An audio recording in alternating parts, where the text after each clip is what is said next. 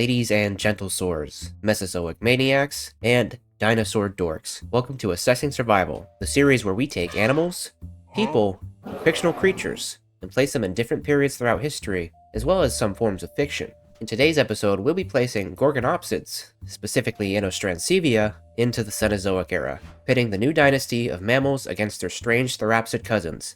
Before we place them in the Cenozoic, we'll have to be a little bit more specific about where in the Cenozoic they'll be going. How we decide this will be based on what time frame is the most suitable for them, and also where I think would be the most fun and interesting to speculate on. The Cenozoic era is divided into three periods: the Paleogene, the Neogene, and the Quaternary, the latter of which, the modern era, I'll be leaving out. So that leaves us with the Paleogene and the Neogene. And out of these two periods, there is two epochs I specifically had in mind for this video: the Eocene Epoch of the Paleogene and the Miocene Epoch of the Neogene. But let's go over the environment that Inostrancevia inhabited, so we can better determine which of these epochs would be the best to place them in. During the late Permian, the area Inostrancevia lived in was a mix of arid and semi-arid environments. The landscape would have consisted of vast inland basins with intermittent rivers and lakes, surrounded by dryland vegetation. The flora was dominated by seed ferns, ginkgos, and cycads. Generally, Inostrancevia will do well in a mostly open ecosystem rather than dense ones. Let's start with the Eocene. Running from 56 to 34 million years ago, the Eocene was the longest epoch of the Paleogene. This time frame can be characterized by its substantial climatic changes and the further diversification of early mammalian life following the KT extinction. During the early part of the Eocene, the Earth experienced one of its warmest periods, during which global temperatures were significantly higher than today, allowing for lush vegetation and diverse ecosystems. Broadleaf rainforests dominated much of the world, including areas that are today temperate or even polar, with its generally humid conditions offering a more agreeable warmth for the Inostrancevia compared to other cooler time periods of the Cenozoic. However, the problem with the Eocene is that extensive forest cover meant that open plains, similar to the savannas and grasslands of later geological periods, were far less common. The time frame I think would not only be much better suited for Inostrancevia lifestyle, but also more interesting to speculate on would be the Miocene. Lasting from about 23 to 5.3 million years ago, the Miocene was characterized by a cooling trend that fostered the expansion of grasslands, significantly impacting mammalian evolution and promoting the development of open habitat adapted species. Though the Miocene may have been much cooler on average compared to the Eocene, there were far more open grassland and semi-arid environments that Inostrancevia would be more familiar with. And though the Inostrancevia and other therapsids lived during the late Permian, one of the hottest periods in history for life on Earth, it is believed that they were homo-endothermic. So while it may be a hard adjustment for them, they have the capacity to adapt to the change in weather. We're going to place a healthy breeding population of Inostrancevia in East Africa during the mid-Miocene, about 14 million years ago. This area was very similar to our modern East Africa, with many arid and tropical steppes and savannas, though a bit more dense in terms of foliage. I will be using 4 different categories to assess the Inostrancevia ability to survive. The scores for these 4 categories will then be added up for a final survival assessment score. These categories are environment suitability, strengths and weaknesses, food sources, and competition. So without any further ado, let's get into these categories. Category number 1, environment suitability. Estimating the average temperature of East Africa during the mid to late Miocene period is challenging due to the lack of direct temperature records. However, it is generally understood that the climate during the Miocene was warmer than today's, particularly the mid-Miocene, before a gradual cooling trend sets in towards the end of the Miocene. Luckily for our Gorgonopsid, the mid-Miocene climatic optimum occurs between 17 and 14 million years ago, just about right where we'll be placing it. These few million years were 3 to 4 degrees hotter on average compared to the rest of the Miocene. Though we don't have substantial evidence for what covered their bodies, it is generally inferred that Inostrancevia likely had a skin covering that was more akin to the skin of mammals rather than the scales found in reptiles. Some evidence from other therapsids suggests that the presence of hair or hair-like structures supports the idea of a more mammalian type of skin in these early synapsids. Gorgonopsians could have had a thick coat of fur, sparse coverings, or no hair at all. For the sake of the video, we're going to say that they'll have something in the middle. Scaly skin with perhaps a very thin fur coat, similar to that of maybe a pit bull, but probably thinner and more sparse. Their homo-endothermic nature makes them much more adaptable to the change in temperature, but we have no real way of knowing to what degree. It's safe to assume that they can survive the climate, but it may be very uncomfortable and a hard adjustment. Environment suitability score, 5.6 out of 10. Category number 2, strengths and weaknesses. Early therapsids are believed to have laid eggs. Inostrancevia being closer to reptiles than placental mammals, likely reproduced by laying eggs. The Depending on how they may have nested, this could be a big leg up on more modern synapsids, being able to produce more often and have more offspring each time. And if by some stretch of the imagination these animals took care of their young, this could be a massive strength. One disadvantage that Inostrancevia might have in the Cenozoic is a severe lack of sleep, but fortunately for you, anyone can get great quality rest with the help of Mantis Sleep. As a content creator, getting a good amount of sleep is crucial to putting out quality videos, and often that means setting apart some time to take a nap and recharge, which is where Mantis Sleep's sleeping masks rise to the occasion. On top of being great for day naps at home, the small size and great materials of a Mantis Sleep mask makes them great for taking a nap wherever and whenever you are in need of a good night's rest. You can stuff them in your luggage or pocket without worrying about their shape and quality. No matter how you nap, Mantis Sleep has a variety of masks to suit every napper's needs. While they of course have their standard tried and true sleep mask, they also have weighted, silk, cool, steam, and even a Bluetooth mask with built-in sound. I myself got the silk mask, and I can assure you that it works. I've only had mine for less than a week, and I've already taken a nap just about every day. Mantis Sleep masks are perfectly designed to completely black out any visual stimuli around you, to simulate the feeling of nighttime, anytime. When you receive your product in the mail, you'll also receive a complimentary set of earplugs, which is great for public transit or if you live in a noisy household. They're especially great if you have any pets that like to scuttle around their cages all day until you give them attention. So, click the link in the description or pinned comment below and use code MADMEZ for 10% off your purchase of a lifetime of good sleep.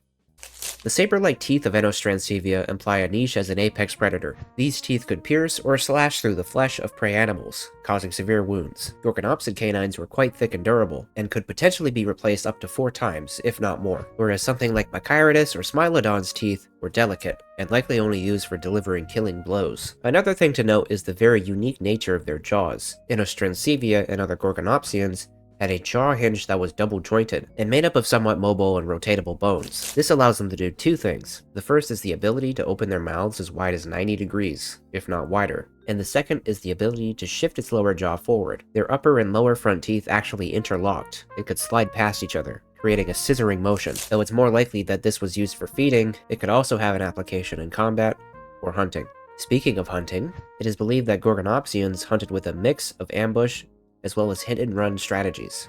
For smaller prey items, they likely killed prey in a similar fashion to big cats today, running them down and using their teeth to stab into vulnerable and soft parts of the body such as the neck or belly. For larger prey items, the Inostrancevia would ambush their prey and surprise them with a single large powerful bite, and then retreat, only to come back and bite again, repeating this process until the animal succumbed to shock or blood loss. The latter of these strategies may not be viable for the Miocene ecosystem, which brings us to the speed of these animals. Comparing Inostrancevia to modern predators that likely occupy the same niche, it might have had speeds somewhere between the speeds of bears and lions, putting their maximum speed range between 30 and 37 miles per hour. The endurance of Inostrancevia in maintaining its top speed would likely have been limited, suited more to the requirements of ambush predation than to that of prolonged chases. While Inostrancevia's initial speed may be on par with other predators in the Miocene, the prey items they'll be going for may be able to sustain high speeds and accelerate much faster than they can. Inostrancevia's sturdy skeletal structure would support powerful muscle attachments, allowing for strong physical confrontations, either with prey or competitors. Estimates for Inostrancevia's weight puts fully grown individuals as far up as 450 kilograms, or 1,000 pounds. Such a mass puts them in the same weight class as predators like Machairodus and Amphision. This robust build would make Inostrancevia a formidable competitor in direct encounters, and provides a lot of weight to bear down on prey items. Strengths and weaknesses score, 7 out of 10. Category number 3, prey items.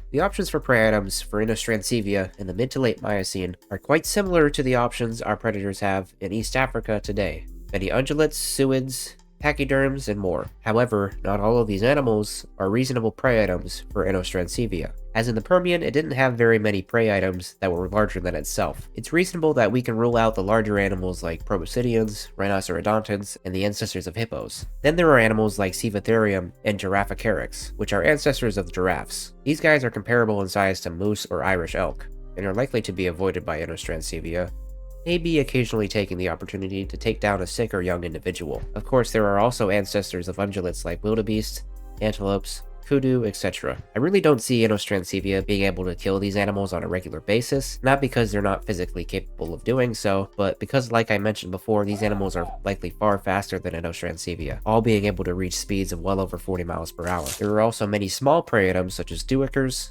hyraxes, warthogs, tortoises, and smaller reptiles. These animals are likely to make up a large portion of their diet, especially for younger Inostrancevia, as these will be pretty easy to dispatch and are likely present in abundance. One last animal that I believe will play a significant role in the survival of our subject is Hipparion, an equid and likely ancestor of modern horses and zebras. Zebras and horses tend to max out around 30 to 40 miles per hour. If we're looking at this from a tier zoo style perspective, the equid faction decided to spec more into the stamina tree than into the speed and acceleration tree, which makes it far harder for them to be caught by animals like big cats who aren't really adapted for long pursuits. They're also much more robust than their even-toed ungulate cousins, with greater lean muscle mass and power. This may be the perfect prey item for Inostrancevia. The slight drop in speed compared to other ungulates puts the prehistoric horse in the chase range for Inostrancevia, and though the horse may be able to outrun the Gorgonopsids in the long game, ambushing the horses and being successful will be far easier than doing the same against things like wildebeests or antelopes. Combined with this, the saber-like canines of Gorgonopsids, being far more robust and less prone to breakage, could give them a massive edge over their feline competitors when it comes to hunting equids. Food sources, 7 out of 10. Category number 4, competition.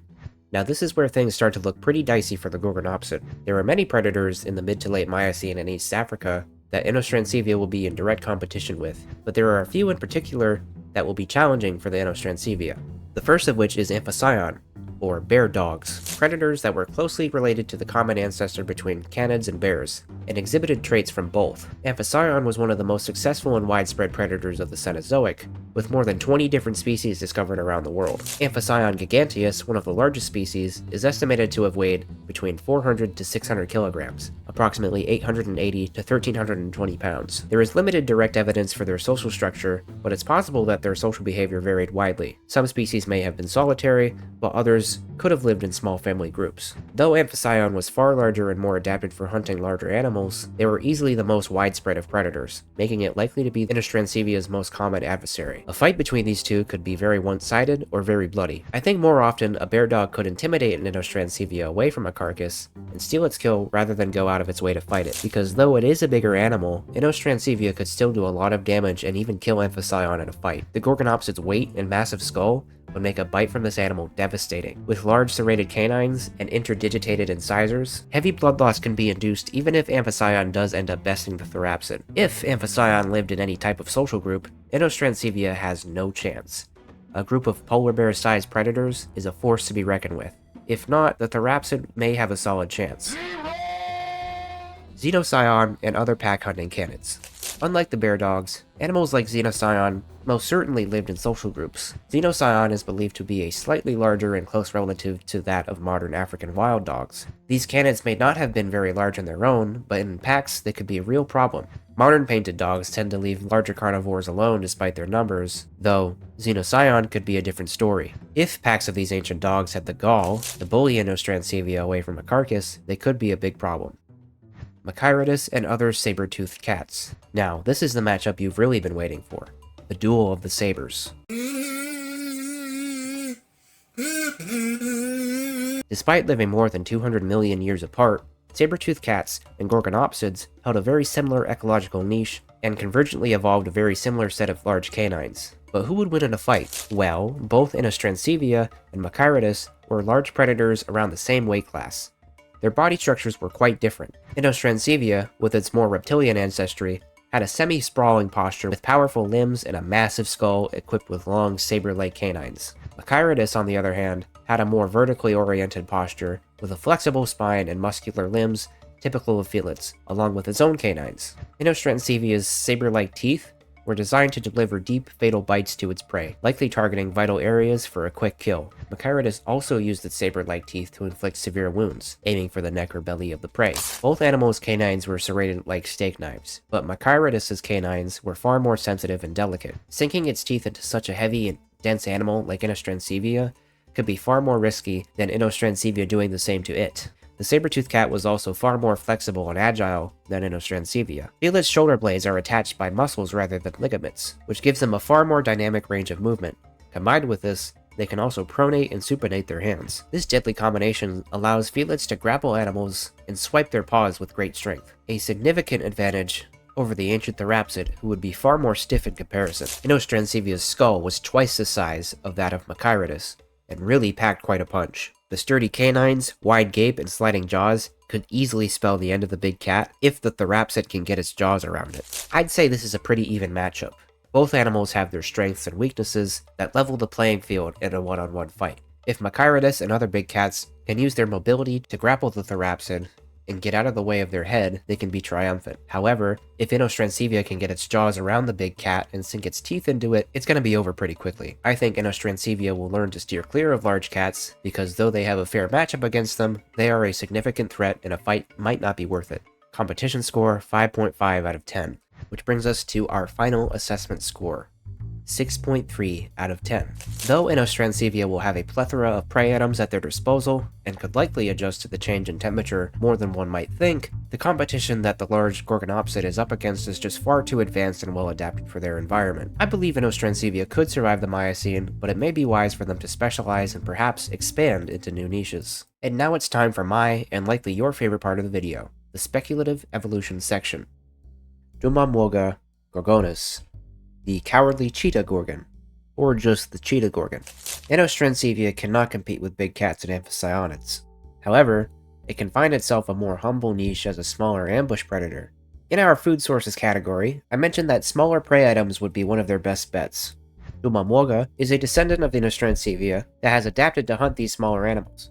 More specifically, suids, small ungulates, and rodents. Their coat closely resembles the pattern of king cheetahs, and this is obviously to better blend in the savanna environment. They are quite adept at stalking their prey, and actually give off little to no odor, which makes sneaking up on prey items far easier. Not too much smaller than a cheetah, the Cheetah Gorgon weighs about 85 kilograms. Though this animal is pretty heavy for its size, it still has surpassed the locomotive capabilities of its ancestors. With a top speed of 40 miles per hour, or 64 kilometers an hour, and a more robust circulatory and respiratory system, the Cheetah Gorgon is adapted for hunting both duikers and ancient warhogs. The reason Dumamwoga is as heavy as it is because it's a very muscular animal, with an incredible amount of fast-twitch muscle fibers in its hind legs, which, as you may see now, have adopted a more digitigrade posture, while their forelimbs remain plantigrade. These traits allow it to hunt the duiker, an animal that actually lives with us today, and is known for being able to accelerate incredibly fast to escape predators. Dumamwoga has adapted to keep up with this quick acceleration. This same weight and power also comes in handy for hunting ancient suids, who aren't very quick, but are quite dangerous. The Cheetah Gorgon uses its mass and saber-like canines to quickly dispatch these ancient warthogs.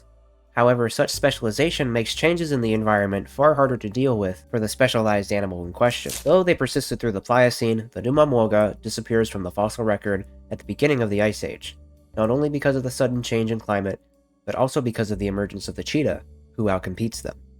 But the Cheetah Gorgon isn't the only descendants of Inostrancevia to emerge during the Miocene. Potvorbos vastus, whose name is a combination of Polish and Latin, meaning the vast monster cow, or the Grazing Gorgon. One of the biggest changes for an animal from the Permian in the Cenozoic would be the vast difference in foliage. Things such as grasses, deciduous trees, fruit, etc. didn't evolve for many millions of years after the Permian. This provides an entire world of calorie acquisition that therapsids just didn't have access to in their day. Very slowly, the ancestors of the Grazing Gorgon would eat more and more plant matter, starting with easier things to digest like fruits and more delicate, softer leaves. Millions of years later, Potvorbos emerges, covering vast amounts of Africa and Eurasia by the beginning of the Pliocene. The Grazing Gorgon, or monster cow, is much larger than its ancestor. The average individual weighs about 1,700 kilograms, is 5 meters long, and 200 centimeters tall at the apex of its rounded back. 80% of their diet consists of plant matter such as grasses and leaves, as well as fruits and roughage, while the other 20% of their diet consists of meat and carrion, often engaging in opportunistic feeding, like scavenging and eating eggs of ground-nesting birds, sometimes even going out of their way to kill and eat smaller animals. They are quite hairy, though the thickness of their coat depends on the species and what area they inhabit. Species in Africa and southern parts of Eurasia have shorter coats, while species further north have very thick coats. The thicker coating of fur allowed these animals to persist well into the Pleistocene and into the Glacial Period. They live in herds of up to 20 individuals, often consisting of only immediate family members, with a few exceptions. There is little sexual dimorphism between these animals, with males only being slightly larger. They have maintained their large canines and used them for stripping tree bark, as well as intimidation. One unique characteristic Podvorbos has developed is a strange mix of oviparous and marsupial reproduction. Female Podvorbos have a pouch hanging from their lower abdomen that will catch the eggs from the cloaca when they are laid. Eggs remain in this pouch until they hatch. This is so Podvorbos herds can stay on the move without having to worry about defending their nests. Once they hatch, they will exit the pouch and join their mother in the outside world. Herds of Podvorbos often accompany herds of woolly mammoths and mastodons, some herds more closely than others. This is because grazing gorgons figured out that following these larger animals often led them to more bountiful grazing spots. The Podvorbos act as kind of a rear guard for these pachyderms, sounding off with a loud groan like roar to alert the mammoths. Depending on the situation, the mammoths may come to the assistance of the woolly therapsids, or they may retreat. Often, at the end of encounters with predators, Podvorbos may very well eat the failed hunter. These animals, earlier in the Miocene, were most often preyed upon by amphicyonids, but later on when those animals went extinct, saber-tooth cats like Smilodon became their primary predators, along with the occasional encounter with human tribes. They are also rarely hunted by other descendants of East African Gorgonopsids.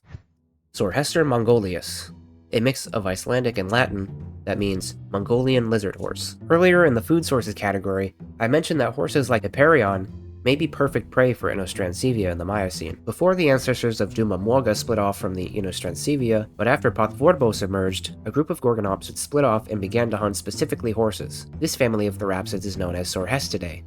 As horses evolved, so did Sorhestids. By the end of the Pliocene and into the Pleistocene, members of Sorhestidae become solidified in the trophic systems of East Africa. As Sorhestids slowly expand into Eurasia, they were pleasantly surprised to come across relatives of their preferred prey, the zebra, Eurasian horses. Though the range of Sorhestids go on to cover much of Asia and into Western Europe, nowhere were they as common and successful as in areas with high concentrations of wild horses. Coming in at 4.2 meters long, height of 5 feet at the base of the skull, and a weight of 800 pounds, or 360 kilograms, these animals are unique, formidable predators, adapted specifically for hunting wild horses on the Mongolian steppe. One of the things that sets horses apart from other animals is their incredible stamina. A horse can maintain a canter for as much as 20 miles without tiring. Sorhesters have not evolved to be much faster than their ancestors, but have a far more robust respiratory and circulatory system that vastly improves their stamina, being able to maintain a moderate pace for about 10 miles and a full speed run for 5. Though they are still not as fast or as tireless as horses, they are intelligent pack hunters. Sorhesters hunt in family groups much like wolves. Their hunting strategy often consists of one Sorhester springing a surprise on a herd of horses, chasing them for a mile or two, only to run into the rest of the pack that has been waiting to ambush them. They use a combination of their claws, canines, and sliding jaws to take these animals down, most often with a clamping bite to the windpipe or carotid artery. They have maintained their sturdy canines and dense bone structure. Like their cousin the Dumamuoga, their hind legs too have become digitigrade for much better acceleration and speed. They are far more flexible and graceful with their movements, not only giving them similar grappling capabilities to big cats, but also to the dexterity to traverse mountainous terrain. For this, they have adapted very large paws and long tails. Their long tail acts as both a rudder at high speeds and a counterbalance on high cliffs.